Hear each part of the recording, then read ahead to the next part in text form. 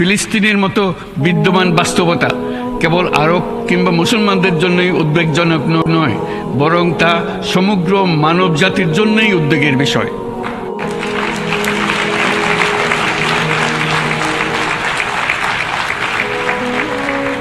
একজন মানুষ হিসেবে প্রত্যেক ফিলিস্তিনির জীবন অমূল্য।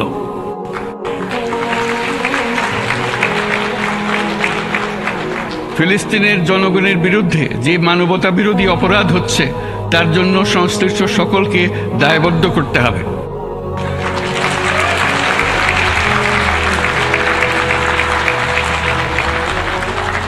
ফিলিস্তিনের জনগণের উপর চলমান নৃশংসতা, বিশেষত নারী এবং শিশুদের সাথে প্রতিনিয়ত যে নিষ্ঠুরতা বিশ্ব দেখাচ্ছে, তা থেকে নিস্তারের জন্য বাংলাদেশ অনতিবিলম্বে সম্পূর্ণ যুদ্ধবিরতির আহ্বান জানাচ্ছে।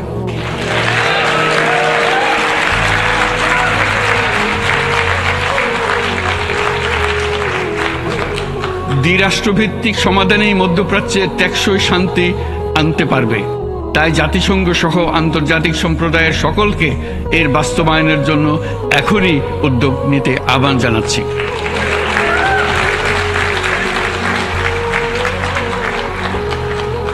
গত 2.5 বছর ধরে ইউক্রেনে চলমান যুদ্ধে বহু মানুষ প্রাণ হারিয়েছে।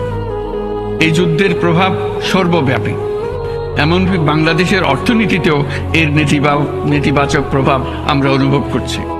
আমরা তাই উভয় পক্ষকে সংলাপে বসে বিরোধ নিরসনের মাধ্যমে যুদ্ধের অবসান ঘটানোর আহ্বান জানাচ্ছি।